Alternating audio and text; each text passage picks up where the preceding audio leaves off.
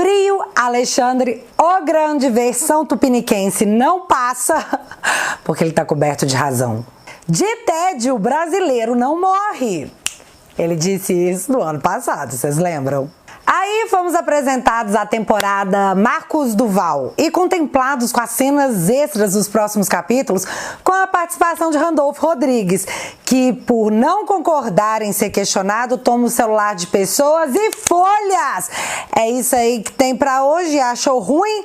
Vai lá xingar no Twitter. E foi exatamente o que o cara fez? E aí, meus amigos? Bom ou não? Então, eu não sou obrigada a dar os meus 2 centavos nessa história, mas eu vou porque pra mim foi um monte de nada, motivado por motivos infantis, motivos ridículos, mas que pode resultar em alguma coisa? Será? Alerta de spoiler. Seu Duval, que queria ajudar Alexandre de Moraes na manutenção da democracia, acabou dentro do inquérito dos atos antidemocráticos a mando do próprio Alexandre.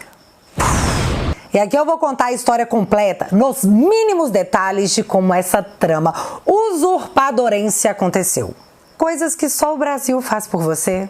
Vou também oferecer agora 5 centavos na cena, no mínimo hipócrita, protagonizada pelo auto-intitulado PGR, o seu Randolph, que deveria estar em todos os locais como o exemplo mais recente do faço o que eu digo, não faço o que eu faço. Ou quem sabe, no melhor estilo, perguntar ofende sim. Todos confortáveis? Então bora lá!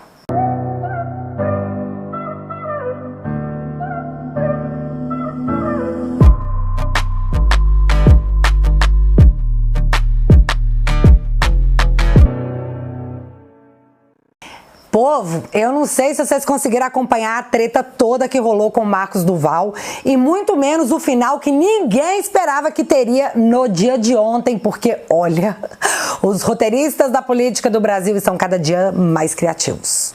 Como é que foi que nós saímos disso pra isso?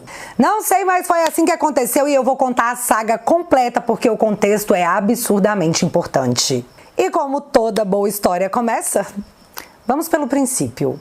O senador Marcos Duval se tornou figura pop na direita, porque é senador tem anos e todo mundo acompanha os bons projetos dele. Não é por isso, não? Marcos Duval entrou no foco do cenário político quando, após a prisão em massa de pessoas confinadas em um ginásio com relatos de abuso de autoridade, compareceu até o local para ver de perto o que é que estava acontecendo. Num momento onde os políticos que tínhamos como confiáveis estavam de cabeça baixa com muito medo que o imperador pudesse fazer, sei lá, derrubar suas redes, o senador se destacou sendo o único que de fato conseguiu a atenção da imprensa para cobrir pelo menos um pouco do que se passava naquele local com aquelas pessoas, que por sinal muitas daquelas até hoje não sabem do que são acusadas, não têm acesso ao inquérito, como acontece em toda a democracia. Mas enfim. Após esse momento, começamos a acompanhar o seu Marcos Duval. Inclusive, no meu último vídeo, eu separei um trecho da live do senador que se manteve em alta, sabe? Ao anunciar que possuía as provas que implicavam tanto o ministro da Justiça, seu Flávio Dino, como o Dilma, nos acontecimentos do fatídico dia 8. O método seria conseguir a instalação da CPI para que o Brasil inteiro pudesse ter acesso aos documentos que ele tinha, que já tinha apresentado à PGR, segundo ele, mas que ninguém fazia nada a respeito. Uma CPI jogaria luz em cima dos fatos, então poderíamos compreender o que aconteceu no dia 8, já que muitos de nós ainda de fato se perguntam como foi que tudo aconteceu. E detalhe, tanto o Dilma, como a base do Dilma, como o seu Randolph, por exemplo, não querem nem ouvir de longe a possibilidade de instauração da comissão, já que o Dilma disse que isso aí podia dar um problema danado. Seu Duval, eu comprei seu boi, cara. Eu tava aqui no canal no melhor estilo. Queremos CPI! Queremos CPI! E enquanto essa movimentação acontecia, uma outra coisa dividia a nossa atenção. A eleição para a presidência do Senado. A Câmara não tinha o que fazer, era lira ou lira e a única dúvida era se a votação seria recorde. E do nada, como uma fênix que renasce da lama que o Dilma jogou, Lira voltou empoderada, perguntando se os nenéns estavam com saudades. Foi um belo lembrete de como nunca se deve duvidar do poder do establishment. Tá, e onde que o Marcos Duval vai entrar nessa? Então, começa um pouco antes do início dessa história, lá em julho de 2022, onde a matéria era a seguinte: senador Marcos Duval diz ter recebido 50 milhões em emendas por apoio a Pacheco. O primeiro parágrafo da matéria resume a denúncia. Abre aspas. O senador Marcos Duval disse ao jornal O Estado de São Paulo que recebeu 50 milhões em emendas do orçamento secreto por ter apoiado a campanha de Rodrigo Pacheco à presidência do Senado em fevereiro de 2021. Relator da Lei de Diretrizes Orçamentárias de 2023, Duval afirmou que os recursos seriam uma forma de gratidão pelo apoio. Relatou ainda ter sido informado sobre a verba por Davi Alcolumbre, articulador da campanha de Pacheco, ao comando do Senado, após o resultado da disputa. Fecha aspas. Na sequência dessa denúncia feita por Marcos Duval, Alessandro Vieira, o senador, denunciou Pacheco, o Alcolumbre e o próprio Duval por crime de corrupção, pelo recebimento dos 50 milhões em emendas, o tal do orçamento secreto, por gratidão. Após a treta homérica que essa denúncia do Marcos Duval causou, ele voltou atrás e disse que aquilo ali foi uma interpretação errada do que ele disse e que o Pacheco nunca havia oferecido nenhuma bala soft, muito menos 50 milhões. E aí o caso ficou por isso mesmo, tá? Na época ele já tinha falado e desfalado e ninguém foi atrás de mais nada. Ficou o dito pelo vocês me interpretaram errado. Tá, voltando agora para nossa história. Pauta do momento, eleições do Senado, onde os senadores têm a obrigação, mais que moral, a obrigação constitucional de fiscalizar ministros da Suprema Corte. A direita no Brasil estava com os olhos voltados para aquele momento, visto que literalmente não tem mais onde recorrer, já que a última instância é exatamente aquela que está te acusando de um monte de coisa e fica complicado até saber do que se é acusado. O Senado, voltando à sua atividade original de vigiar e fiscalizar, seria uma espécie de última chance. Duval começou com um discurso de amigo da garotada, sabe? Todo mundo é legal, mas o Rogério é meio novato, né? Marinho começou agora. Então, assim, o Pacheco é um cara legal, sabe? Um jurista. Já o Marinho chegou agora. Ele é uma boa pessoa, excelente pessoa. Ele realmente sabe muito. Ele é um jurista e tudo mais. Aí tem o Marinho. Marinho, eu falei pra ele, seja oposição 2 anos. Depois você entra como candidato. E ele já quer entrar sentando na mesa. E eu acredito muito que a pessoa precisa ter pelo menos esses 2 anos de experiência como parlamentar. Vale lembrar que antes dessa fala, ele estava dizendo que se pá, ele estava como indeciso lá no site que estava fazendo a contagem dos votos, porque ele estava pensando em sair candidato à presidência do Senado. Mas que se não desse, Pacheco, boa pessoa, Marinho, novato. Ali eu já tinha percebido que ele não queria publicamente declarar voto no Marinho, muito provavelmente porque já tinha feito um trato de cuspe com Pacheco de que votaria nele, foi a minha percepção. Mas já era fácil de constatar que o senador não aguentava pressão, já que, chuto aqui, 90% do seu público na internet é eleitor do presidente Bolsonaro e 100% desse público é anti-PT. Sabendo que o Dilma estava distribuindo cargos e que o Pacheco de fato era o candidato do Dilma, o povo encarnou o meme do Pocoyo perguntando: o que o senhor pensa que o senhor está fazendo, seu Marcos Duval? Uma coisa interessante que eu venho observando é que parlamentares, quando assumem os seus postos, esquecem que o cargo não pertence a eles, e sim ao povo que o elegeu.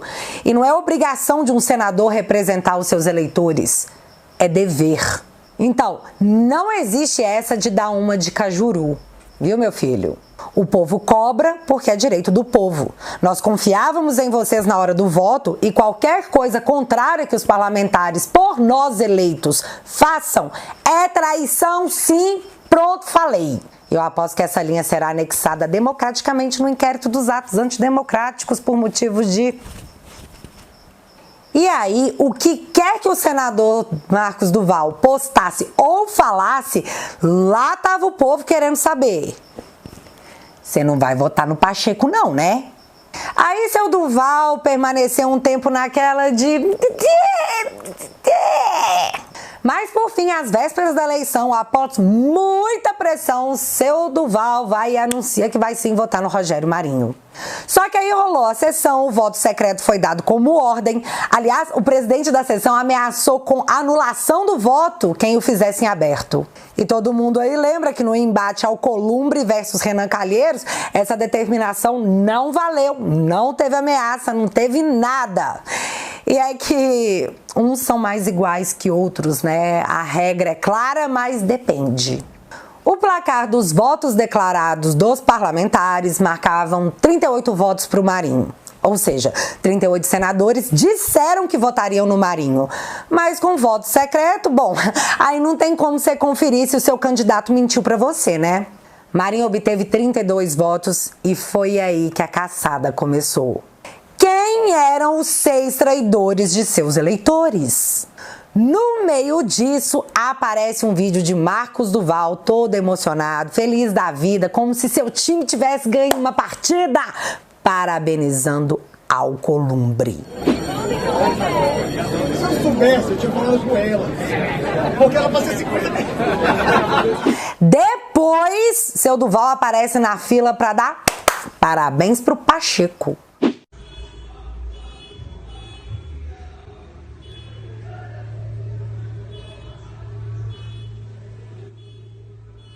Seu Duval, pensa numa ideia ruim. Não que todos nós não possamos ser educados perante a derrota, mas aquelas cenas pro eleitorado doeu porque não tinha ninguém feliz. E eu não sei se o senhor sabe, mas a galera que vota em você não curte seu Alcolumbre, que fez as articulação política para a vitória do candidato do Dilma, que tempos atrás o senhor denunciou por ter sido favorecido em emendas por ter votado junto com eles. Então, seu Duval, a galera pirou porque pegou meio mal, sabe? Tipo assim, você podia ter feito isso num outro momento? E foi aí que a mesma pressão que antes foi feita para que Duval votasse no Marinho, agora havia se transformado numa tempestade de críticas e uma desconfiança alta de que Duval era um dos 6 traidores. E se eu tivesse que apostar o meu dedo mindinho da mão esquerda para eu poder me aposentar por invalidez e viver do Estado, eu apostaria que foi naquele momento que virou uma chavinha no senador Marcos Duval. É o famoso sentiu. E aí, no meio daquela situação em que os eleitores estavam fazendo um Dória na cabeça do cara, seu Duval, dentre todas as ideias que ele poderia ter para tentar reverter a situação, escolheu a pior de todas. Eu acho que eu vou entrar numa live com a galera do MBL. Isso parece genial. Nessa live, o Mamãe Falei e o Renan Santos nos contaram que o próprio Mamãe Falei havia mandado uma mensagem bem ríspida para o seu Duval, com todas as frustrações que eles tinham com o senador, e estavam também forçando o Marcos Duval a dizer com todas as letras que o Eduardo Bolsonaro era um vagabonde. Então você confirma, né? Você tem coragem de falar que ele é um vagabonde, seu Duval? Fala que ele é um vagabonde aqui agora, ó, pra todo mundo ver. Galera, nessa live o senador pedia pelo amor de Deus para as pessoas pararem de dizer que ele era bolsonarista, porque ele não era. Que ele ficava, palavras dele, puto da cara quando alguém o cobrava nesse sentido. Ou seja, Marcos Duval não é bolsonarista, nunca foi, e para deixar bem claro, ele contou que já processou o Eduardo e o Carlos e ainda se referiu ao presidente dessa forma aqui. Sabe como é que ele chegou até mim? Quando a porra do pai dele indicou para ele ser a porra de embaixador em Washington, quando a porra do pai dele indicou para ele... Tudo bem, seu Duval, claro como limpar roupa colorida com água sanitária. Tudo manchado, mas tudo limpo, tá? O senhor não é um apoiador do presidente Bolsonaro. Ficou bem claro. E nessa pegada do MBL, que na minha cabeça tava assim com cara... O Duval é bolsominion! O Duval é bolsominion! Duval, você é bolsominion! O senador decide provar pra geral que não é e nunca foi aliado de Bolsonaro, porque era pra todo mundo se preparar, porque uma bomba tava vindo sexta-feira na Veja, que ele ia soltar um peido mega fedorento com direito a freada na cueca, que era pra todo mundo ficar atento, preparado, que tá vindo uma coisa grande. E seu Duval, com comichão no fiofó, não conseguiu se segurar. Foi lá e disse que o Bolsonaro havia coagido a dar um golpe de Estado, gravando em segredo o imperador da coisa toda, seu Alexandre, o grande versão tupiniquense, em que ele poderia admitir que passou dos limites constitucionais em suas atuações. Assim, teria uma materialidade para que providências fossem tomadas. E mais, que ele não só havia se recusado a participar do plano mirabolante, como também havia denunciado o plano todo para o próprio Alexandre. E refrisou que o presidente Bolsonaro havia dito categoricamente que se ele fizesse isso ia salvar o Brasil, que quem estava propondo isso para ele era o próprio Biruliro. Viu que eu não sou um bolsonarista? Um bolsonarista faria isso e ia denunciar o Bolsonaro desse jeito pro próprio Alexandre de bandeja? Não sou bolsonarista! Chupa aí! Eu acho que na cabeça dele, ele havia conseguido provar tanto pro MBL como pro Pacheco e pro Alcolumbre que ele nunca foi amigo da garotada e que ele não era da tribo bolsonarista, que eles poderiam confiar nele aí pro que der e vier e que ele estava ajudando a salvar a democracia. Confia. Mas a realidade esfregada na cara do senador logo após a live foi a seguinte: cara, cê é doido? Os xingamentos de sua base foram tão pesados que ele deve até ter sentido falta de quando o pessoal estava chamando ele de traíra por conta do abraço chamegado lá no Alcolumbre. A teoria da galera que assistiu aquela live foi: peraí, deixa eu ver se eu entendi. Você armou pro presidente Bolsonaro traindo seu pseudo-amigo Daniel Silveira, atuando no encontro com o Biruliro com o aval do Alexandre de Moraes? É isso? E então seu Duval entendeu que o que é ruim pode sempre piorar. Sem aguentar a pressão que triplicou, ele foi até o seu Instagram dizer que galera, já deu, fui. E anunciou que renunciaria. Abram alas então para a galera da contenção de danos que entrou na área tentando limpar com papel toalha um mar de lágrimas. E é agora que fica tudo master bizarro. Primeiro que seu Duval vai acordar dizendo que estava desrenunciando, que ali ele estava emocionado lá pelas tantas da noite, com a cabeça cheia de problema. Então assim, diga a todos que fico. Como se naquele momento alguém tivesse preocupado se o senador iria ou não permanecer no cargo, né? O foco era a denúncia gravíssima que ele havia feito, já que naquela mesma manhã, Daniel Silveira havia sido preso novamente a mando do Alexandre de Moraes e sequer poderia se defender do que viria a seguir. Na sequência, ele disse que ele só fez tais revelações porque ele foi procurado pela Veja, que tinha em mãos os prints da conversa do próprio Duval com o Daniel Silveira, e aí, sabendo que haveria uma matéria a respeito, ele tinha que, ter dado a versão dele do que tinha acontecido. Porém, em off, um jornalista do Metrópolis contou para algumas pessoas que, negativo, coleguinha, a informação não procedia. Que a real era que o Marcos Duval, que entrou em contato com a Veja para fazer tal denúncia, e que teria feito isso porque os bolsonaristas estavam xingando ele muito lá no Twitter. É aquela, né, estabilidade emocional. Ou você tem ou você não tem. Continuando o correr do dia, Duval disse que não, a Veja tá mentindo, porque hora alguma o presidente Bolsonaro havia proposto qualquer tipo de coisa para ele.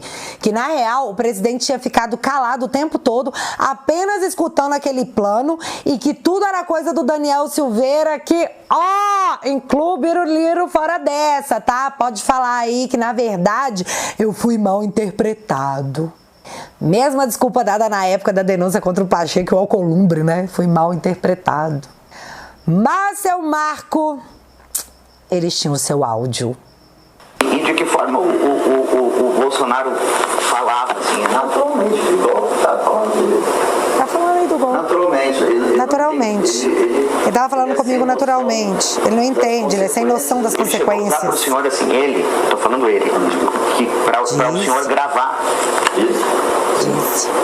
É que o cara tá perguntando pra ele, ele falou, disse, o Bolsonaro disse sim. E a Veja gravou tudo. Fato curioso curioso é que seu Duval alegou que não gravaria o Alexandre de Moraes porque seria uma prova ilegal, porque não se pode gravar ninguém sem autorização judicial. Mas ele foi gravado pela Veja, que alegou que aquilo era legal. Você vê, né, o mundo e os capotes que ele nos dá. Então, para a Veja, seu Duval realmente disse que foi o Bolsonaro que mandou. Mas, para a CNN, ele disse que, na verdade, ele encaminhou até uma mensagem para o próprio Alexandre de Moraes, alegando que o Bolsonaro não tinha nada a ver com isso, tá? E eu vou abrir aspas para a mensagem. Boa noite, ministro. Desculpe incomodar no seu horário de descanso. Acabei de pousar no meu estado. Só retorno para Brasília na próxima terça. Mas eu preciso adiantar uma parte do encontro que considero de alto grau de importância. Quem está fazendo toda a movimentação com o objetivo de levá-lo à perda de função e até à prisão é o DS, Daniel Silveira. O presidente não está fazendo nenhum movimento nesse sentido, tá? O DS que está tentando convencê-lo e dizer que o presidente conseguiria adquirir as peças fundamentais para que a missão fosse um sucesso. Para dar mais tempo de saber como proceder diante desse sensível assunto, falei que voltaríamos a conversar na próxima semana. Fecha aspas. Por fim, o senador ainda escreveu que não sujaria seu nome e sua honra e se disse um democrata ferrenho e admirador da coragem de Moraes em prol do Brasil. Ele é maravilhoso, né? Só que essa exata mesma mensagem também foi enviada pelo seu Duval para o presidente Bolsonaro, que ao ler respondeu: que coisa de maluco. Então, relembrando os fatos, porque são importantes para o que vem a seguir. Daniel Silveira teria chamado Marcos Duval para ir até o Alvorada para elaborar um plano onde o Marcos Duval teria uma escuta escondida, onde pegariam Alexandre de Moraes, supostamente admitindo que teria ultrapassado limites constitucionais. Em seguida, Marcos Duval entra em contato com Alexandre de Moraes e conta os supostos planos de Daniel para o Alexandre e pergunta se ele deveria ir lá para ouvir, sabe, o negócio todo. E segundo Marcos Duval, Alexandre teria dito que sim, vai lá sim, informação é sempre bom. Logo, eu posso concluir aqui que o Marcos Duval se colocou como um informante de Alexandre de Moraes, segundo ele mesmo.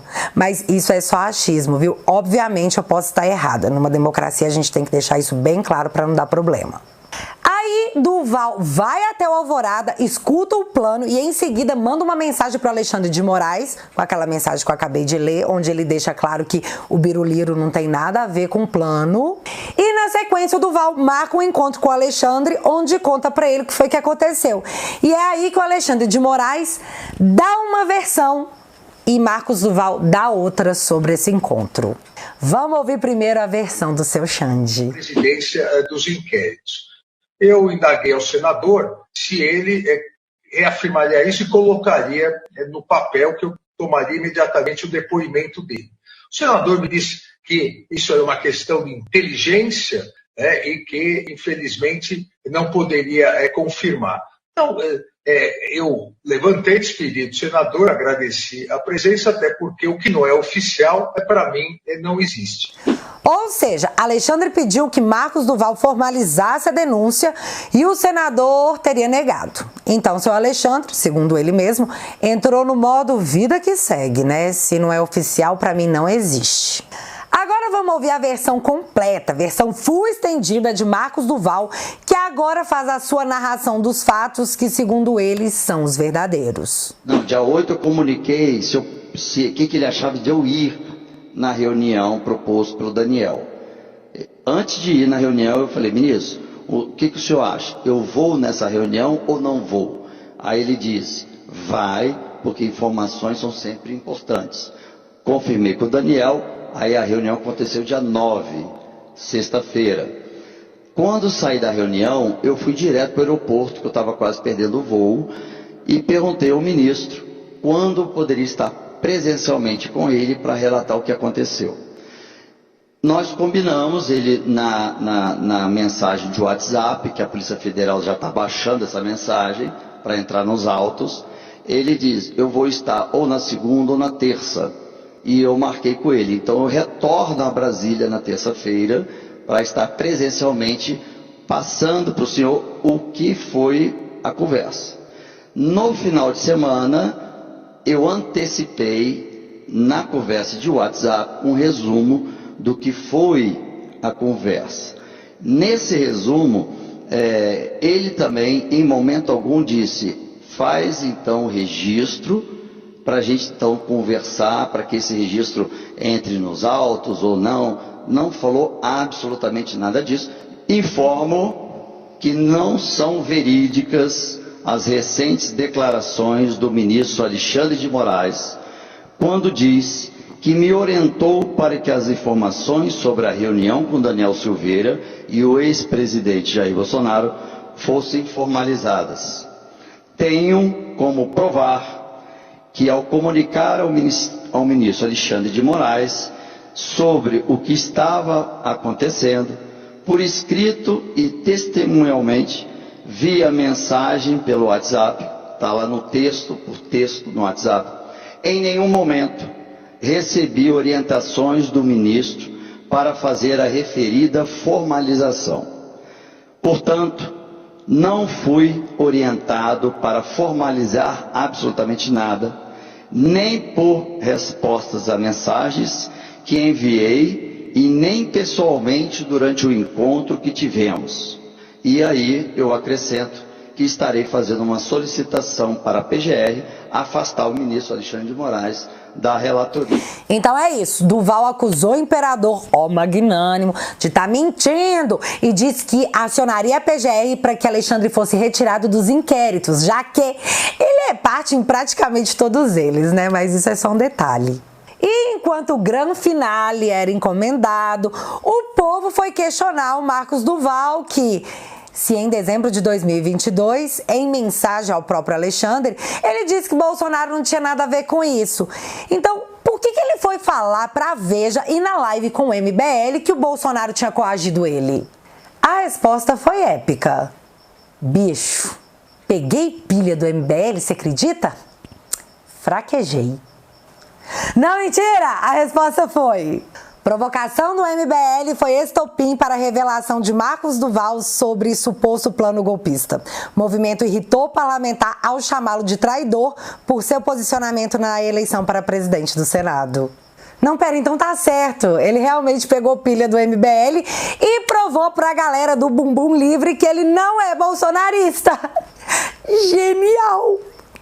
E enquanto isso, num primeiro momento, o Randolph estava mega feliz, dizendo que a declaração do Marcos Duval era tudo que faltava para o Bolsonaro ser indiciado. Yeah!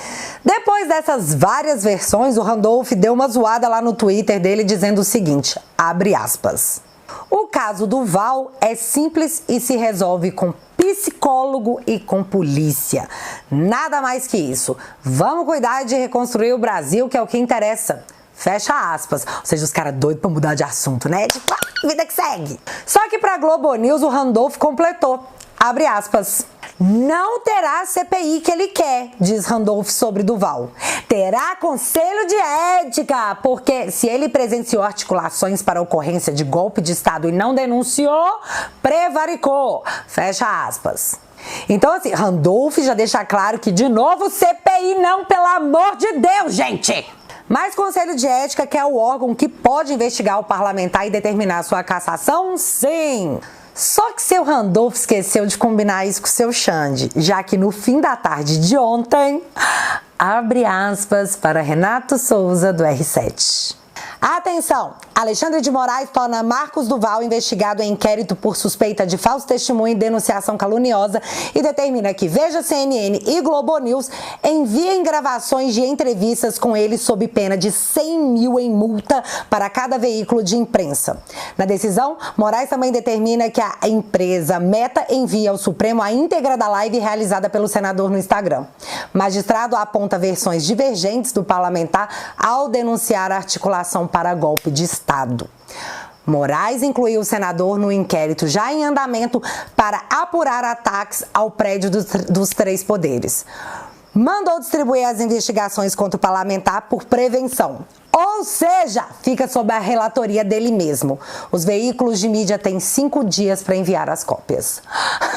Fecha aspas.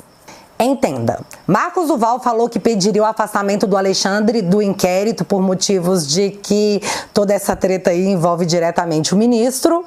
E aí o Alexandre responde que esteja incluído no inquérito, que por sinal vai ficar comigo mesmo, dando uma banana caramelada, com todo respeito magnânimo, para o Conselho de Ética, que é o órgão que o próprio Randolph apontou que deveria de fato investigar o senador. Além disso, subiu para cima das mídias tradicionais da mesma forma que faz com as plataformas de rede social, né? Faço o que eu mando em X dias, ou tome aí uma multa pesadíssima. Na hora que eu li isso, eu já pensei que isso poderia ser uma bandeira vermelha sendo levantada por Alexandre contra a imprensa, que até então estava intocada. E se a imprensa achasse tudo isso aí ruim, né? Os caras podiam começar a fazer matéria sobre o Xande, que poderia causar um desgaste grande de um ministro tão participativo. E eu acho que o Alexandre acabou pensando mesmo, já que 15 minutos depois, o próprio Renato voltou ao Twitter para comunicar geral. Abre aspas. Agora, ministro Alexandre de Moraes recua em sua decisão e retira a ameaça de aplicação de multa a veículos de imprensa, mas mantém decisão que determina envio de íntegra das entrevistas com Marcos Duval em até 5 dias. Fecha aspas. Então ficou assim, né? Marcos Duval, para provar que não era bolsonarista, criou uma mega confusão onde acabou dentro do inquérito do próprio Xande.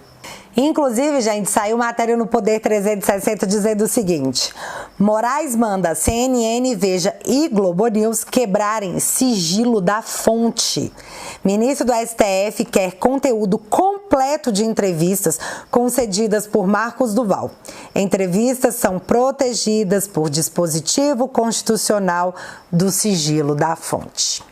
Mas segundo aqui a matéria do Poder 360, esteja quebrado. E acabou por aí, certo? Não! Afinal, o que é um peido pra quem já tá todo cagado, né?